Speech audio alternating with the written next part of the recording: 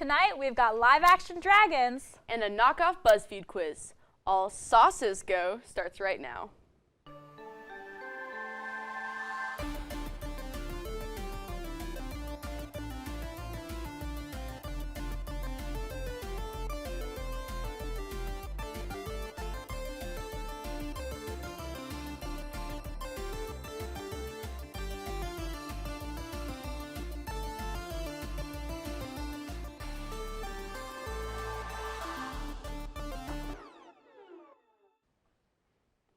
Hello and welcome to episode 4 of All Systems Go. I'm really tired, Ro. And I'm just something, Jenny. Let's get started.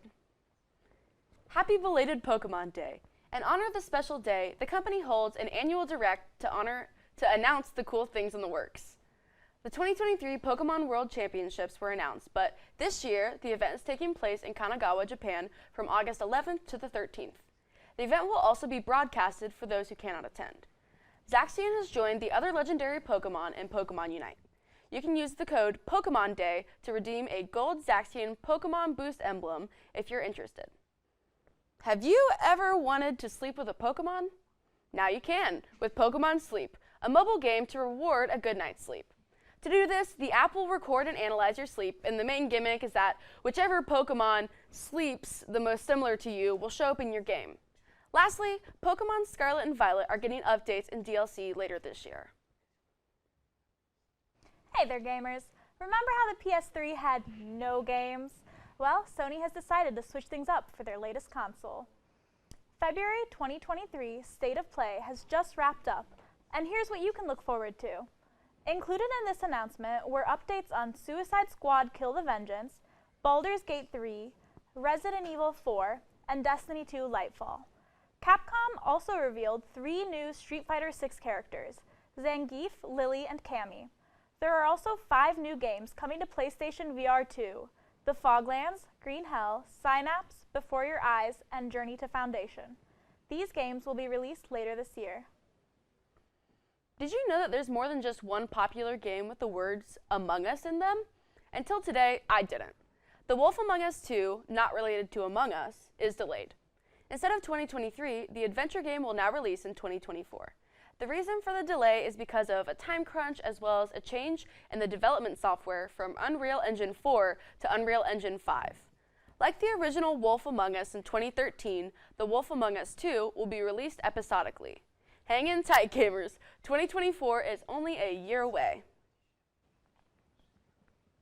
HBO Max's Dune prequel series, Dune: The Sisterhood, seems to be having some internal issues. Lead actor Shirley Henderson and director Johan Renck have left production due to the creative changes that are going on. This is not the first shift Dune: The Sisterhood has seen either. Co-showrunner John Spotts left in 2021 and was replaced by Diane Ademu-John, who also stepped down last November. TV writer Alison Shapker now remains the sole showrunner. Denis Villeneuve, director of the 2021 Dune movie, was also originally set to direct the show's pilot after the movie's release, but left the project several months later.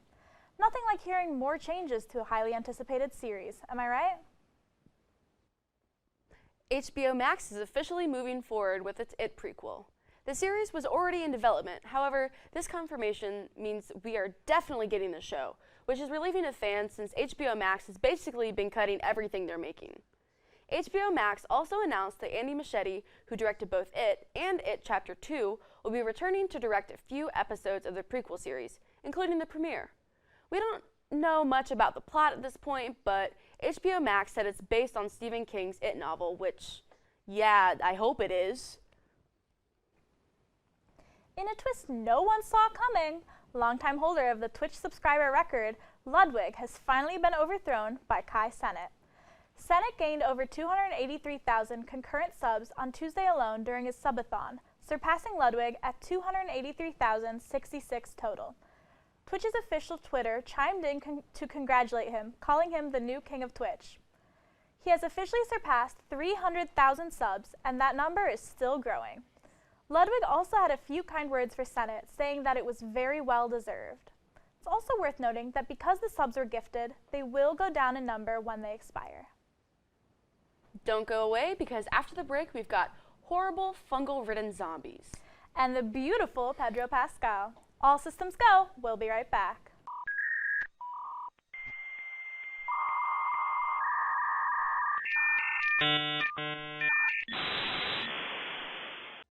Just like the rest of the world, Soren has been caught up with The Last of Us. Let's see what she has to say. I almost burped.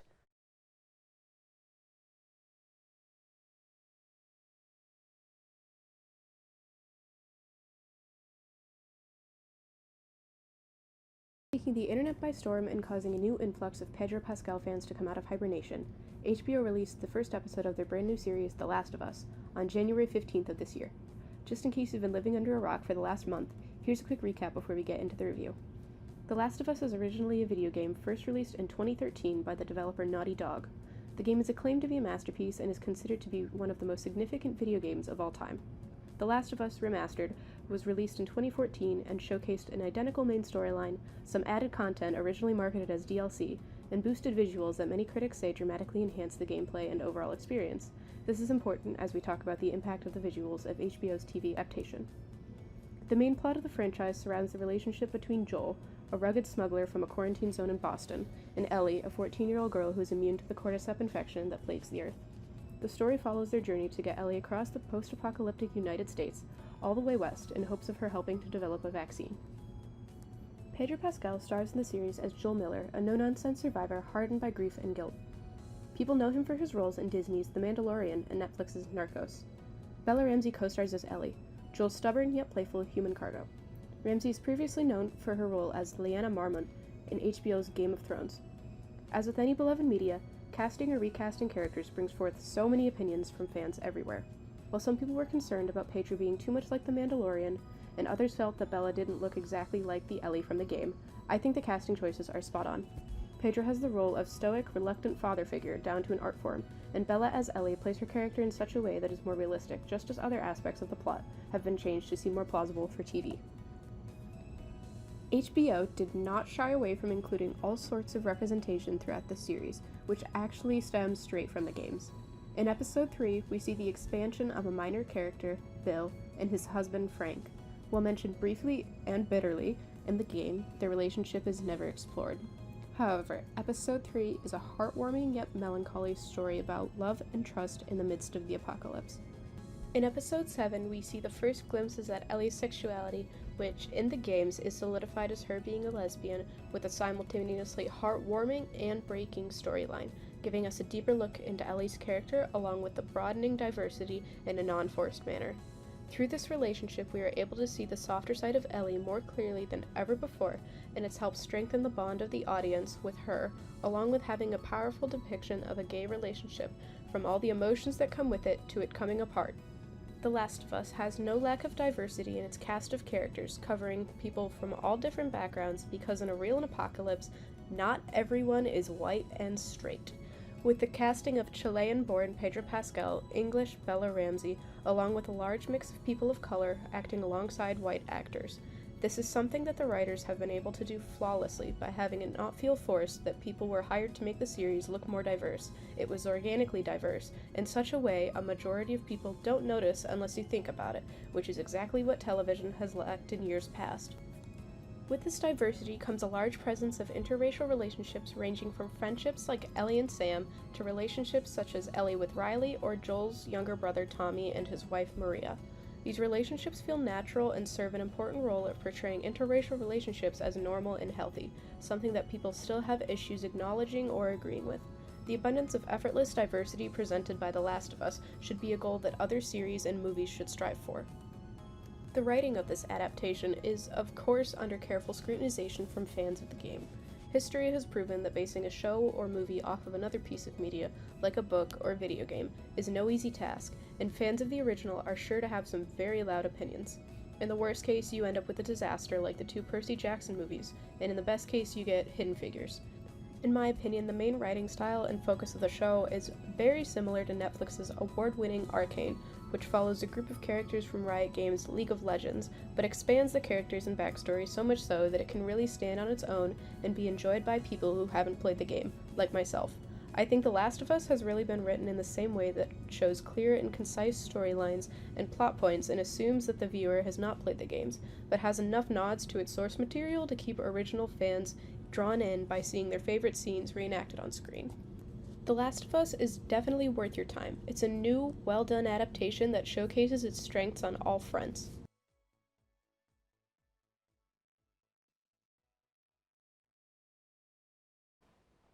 After the break, we'll join the cast for their thoughts on Breath of the Wild. ASG will be right back.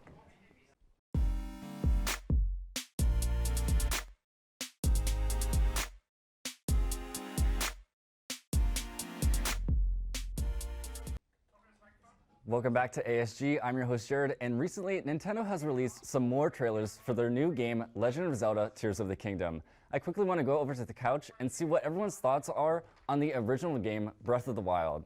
Let's start with Nikki. Allow me to be clear. I'm here to be the contrarian. Thank you. I thought it wouldn't be interesting to have someone who doesn't like the game on the panel, and I was told no, it'd be great. So I'm here. I didn't like it much. Why not? Well, do you want me to explain it? Yeah. Okay. I guess the short version is mostly the side quest didn't interest me much, and I felt like just the flow of the game was not satisfying. Like, I didn't like having weapons break, so I used my crappy weapons to fight a bunch of crappy monsters to get more crappy weapons and crappy monster parts. I understand that in many ways it is an extremely well-constructed game, but it is well-constructed in ways that are terrible to me specifically. I love the side quests. It's like my favorite part. And I love that for you. I support you and your endeavors. Thanks, Nikki. And you're the most important person in this room right now. Thanks, Nikki. However, Yeah. no. Uh-huh. I am just addicted in breaking the game as many ways as I can. Literally, just bouncing off of somebody and flying 30 miles into the air is probably the funniest thing I've ever seen. Have you been able to get up to Varuda or whichever the bird one bird? is without the help of the Guardian? Not yet. I've seen a video of someone doing that because in the cutscene, the character says, "There's no way for you to get to that divine beast on your own." And the Yes, video, there is. the title of the video is 10 10 ways ways. for Link to get to the divine beast on his own. Can't you not even like go on it though? I mean, Before I don't think so because I think you need to it's be just like a. you If need you to get be like close to it, the transported game- like through a cutscene basically. Yeah, if you get close to it, the game pretty much fades to black and resets you to the closest thing possible. respawns you, yeah. Yeah, the way I played this game is I played it.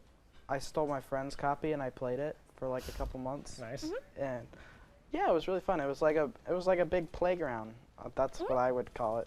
Because you Interesting. get all these like tools and stuff to just play around and mess around with all the stuff in the land in the. Interesting. Apparently my console was not working right because I just thought there was no dialogue in the game because Oh. I didn't get any dialogue throughout the entire game. And you kept playing? Yeah, I just thought there was no voice acting. I was like, oh, there's no voice acting in this game. That kind of sucks. There is no voice acting. There's voice acting for the cutscenes, but like Yeah. No, I didn't there's get no. that. Oh, There's no voice acting. When you said no dialogue, I thought you meant like the text box. Oh no! I got the And text I was box. like, how do you play like It that? was just like during like I know there's like some emotional parts. It wasn't emotional for me, but like. Oh, Interesting. a cold, calloused there killer. was no voice acting for it. I was like, oh, that's kind of weird. So I really quickly want to get your guys' thoughts. Now that we've talked about the game Breath of the Wild, and it looks like we have like 3 out of 4 of you are like thumbs up, and I believe Nikki was kind of thumbs down. What are your guys' thoughts on the new upcoming game, Tears of the Kingdom? Any thoughts on that from what you've seen? It looks cool. Breath of the Wild is the only Zelda game I've played, Same. so I don't have any point of reference for other games. That was the first one I played as well. So I'll probably play it based on the trailer. Yeah. I am really excited for it, but however, I just know that they're gonna rehash a lot of assets from the previous game. But already kind of expecting that, like, and it can work. Things like God of War Ragnarok work just fine, and they reused a lot of assets. There's also a lot of new mechanics that they seem to be introducing through the trailers. I'm really excited to see how the hell Link can just drive, Make a car and drive around Hyrule. Yeah, that's gonna be fun. I think it's hard to tell because we've still seen so little, and we're like a month and like a few weeks away from it, like 2 months and a few weeks from it from coming out. I feel like I will definitely keep my eye on it. I feel like I could like it. I do want to keep my eye on it and see what certain changes are made. How much would they have to change for you to like it? Get rid of weapon what durability. Honestly, not as much as I might make it seem. I feel like weapon durability is a big thing because I also like to form an attachment with my gear. I like it, but I don't like it because I think it does form like some interesting combat stuff, like not relying on just like your strongest weapon. Like sometimes you'll be caught in like thing when your strongest weapon breaks and you gotta figure out what to do next. I think sometimes it makes some cool fighting stuff, but like sometimes I didn't like it. It makes the flow of the game less satisfying for me because like it meant like most of the time I was avoiding combat, and that's the thing I most of the time want because that's supposed to be like the filler when you're exploring the world, right? Like you go around, you go through a bit, nothing happens for a bit, you find some enemies, you fight them, and then rinse and repeat. If you're avoiding those fights to save your good weapons, you're avoiding the filler, and that is... Wasting time out of combat was how I spent a lot of time, though. Like, I think I spent a whole hour trying to tame a bear. Okay, so that I does could put sound a cool. saddle on it, and there's just like so many little interactions you can do that Yeah. aren't in combat, where you don't even need the weaponry. Just stuff like that. See, that's the problem, is I don't think I'm creative enough to think of things like that. It's pretty much the perfect open world game because everywhere you look, there is something to do and something actually interesting. It's not like an Ubisoft game or... Yeah, that was weird to me because so many people have been saying sorry, that. that's all the time we have for this panel. Coming up after the break, we have a video made by Ro about how to train your dragon.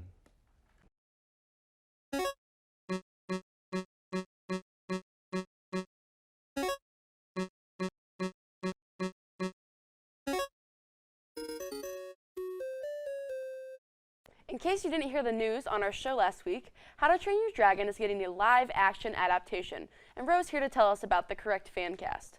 Tumblr, circa the 2010s, is rolling in its grave right now. Just announced that one of their most popular franchises, How to Train Your Dragon, is getting a live-action remake. I've loved How to Train Your Dragon since I was about 8 years old, and seeing that movie on screen for the first time, it filled my little child heart with joy. I have a lot of opinions on casting.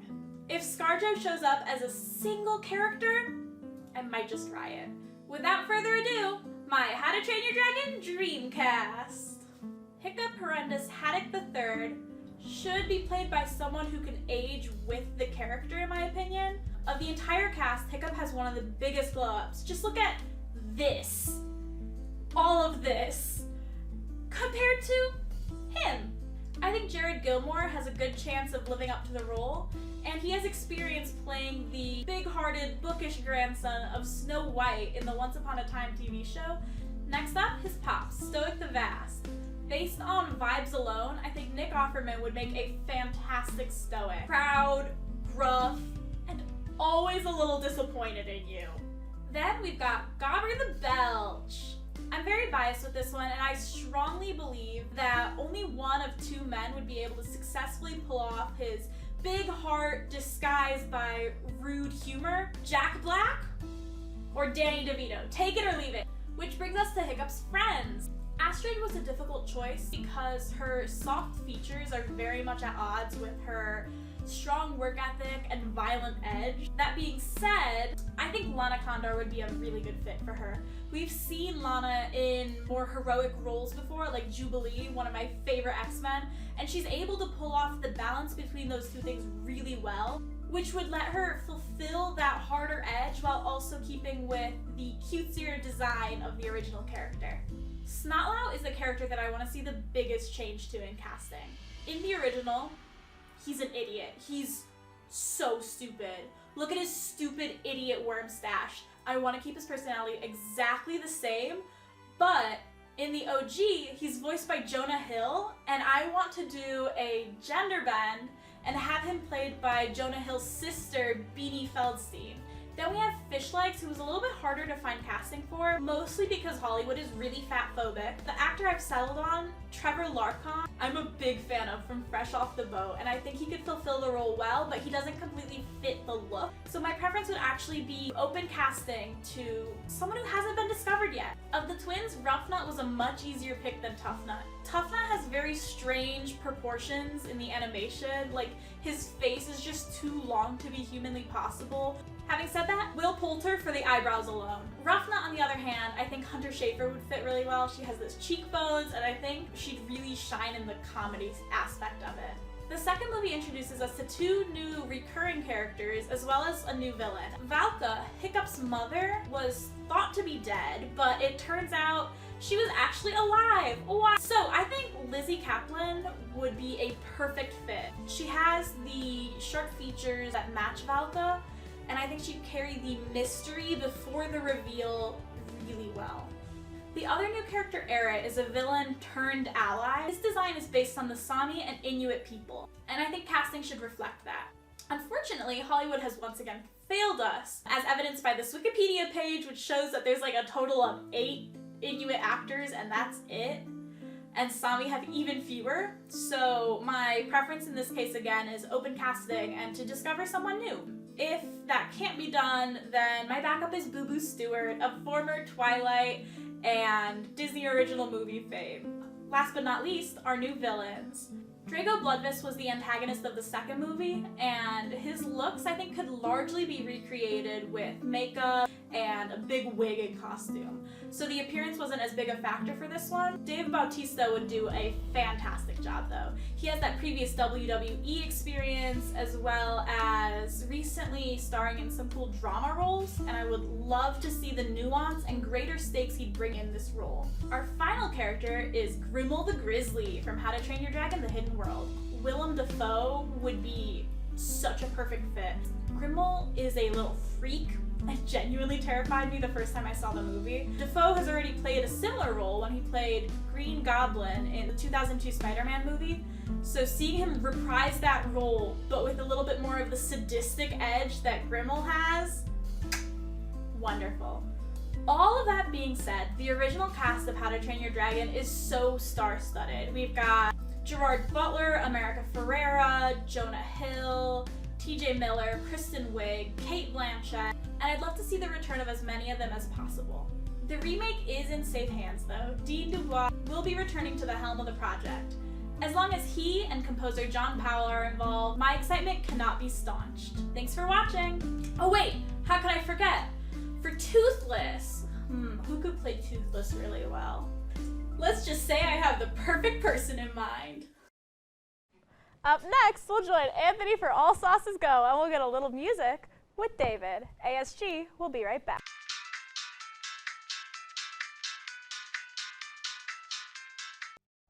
Hello, and welcome to All Sauces Go, the show where we're talking about sauces. I'm Anthony Farad Diablo. Let's get into it.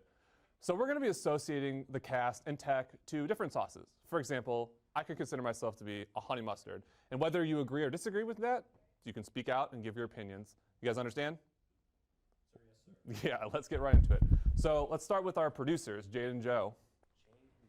What sauces do you think they would be if you had to associate one with them? And all sauces are in play, whether it be like, you know, your normal sauces, your discontinued, your sauces from like fictional stories.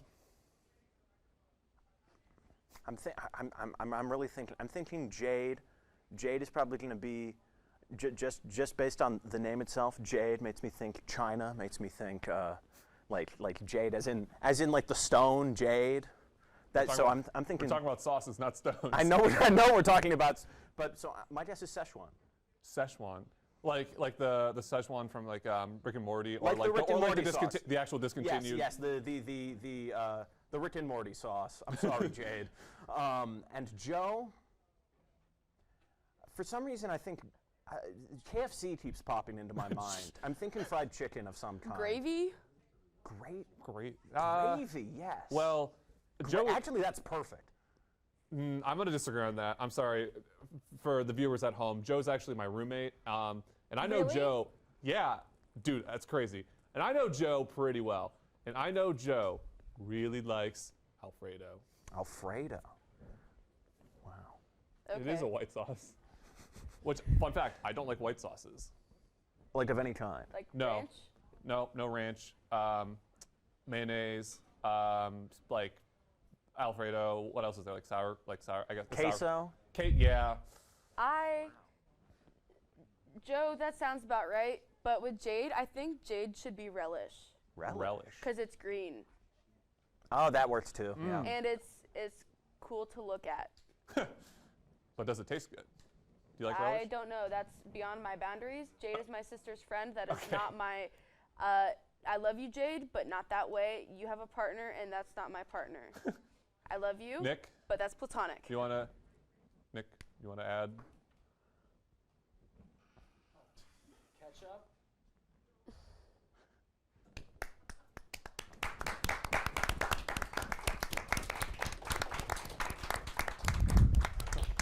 Okay.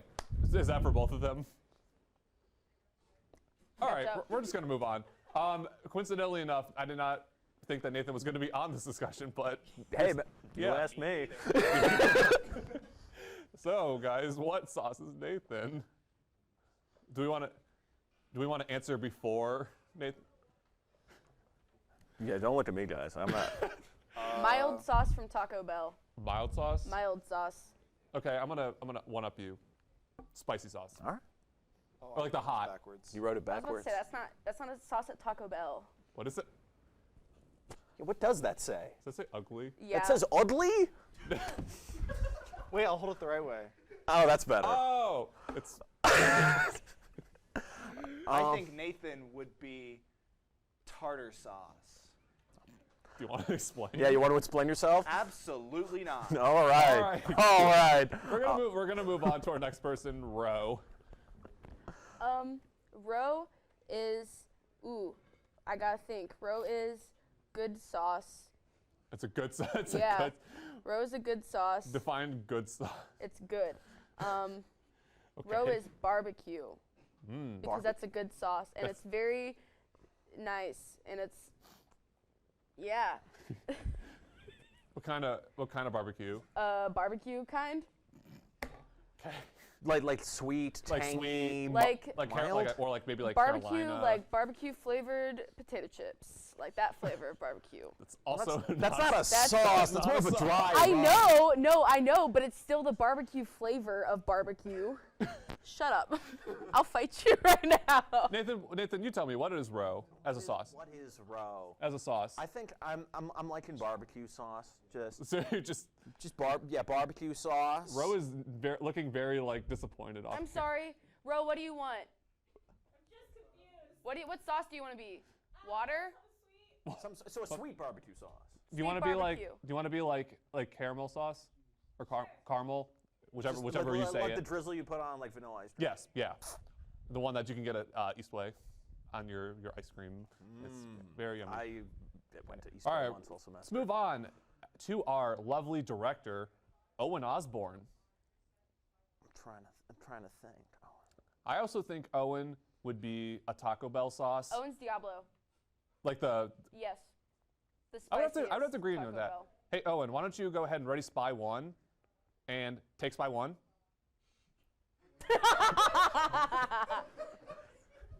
I don't. Owen is writing or has written Worcestershire sauce. Worcestershire? Worcestershire sauce. All right, sorry, Worcestershire. Worcestershire. No. Owen, Worcester- you're better than that. Worcester Owen, you're sauce. better. I mean, You deserve better. I don't know. I just whenever I think Owen, I think about how they are able to somehow consume anything. Like the So horseradish. horse. Well, Whoa. horse. What does that have to do with horse? Well, Horseradish is awful. And if you can consume anything, you can consume horseradish. I'm thinking specifically the two things that I've watched Owen eat in front of me, including a absolutely destroyed banana sideways, like through the banana peel. So I guess like a sort of banana sauce combined with KSU parking ticket. So baby food? Yeah, like baby food, basically. Baby food made out of paper and bananas. Nick, do you want to say anything? Salt. Just salt? Is this salt? Soy sauce? That's a seasoning. Soy sauce is salty. So soy sauce. All right. Crazy salt. Whatever. All right. What? Next, Soren, who is not here unfortunately, but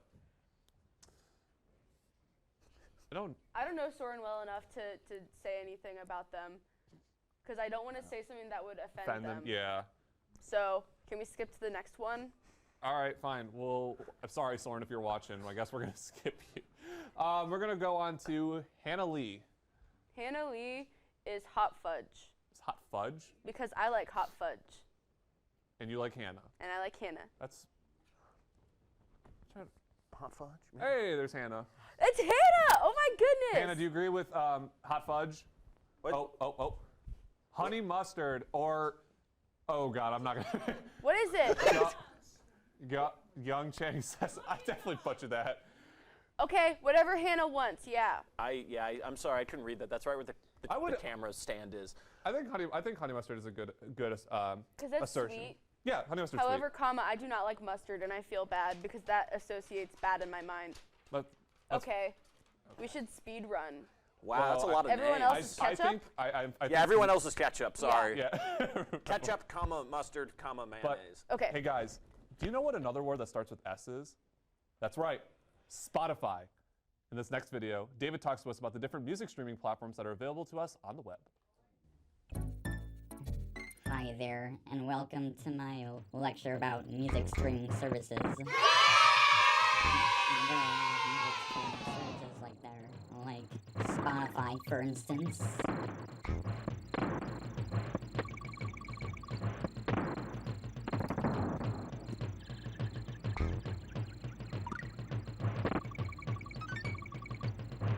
As you see with Spotify, you can not only create your own playlists, but have access to many albums and others' playlists.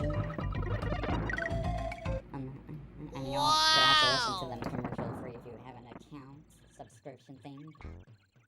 Yes. However, about Pandora, there's another streaming music called Pandora. I'm not sure anyone talks about it anymore. Hey! Do any of you people use Pandora? Please let me know if you do. Unlike Spotify, Pandora has these radios which play music in some rotation. And if there's a song I don't like, I have to watch ads for a skip. Not a very user-friendly feature, right? There's another streaming service for music, Apple Music, which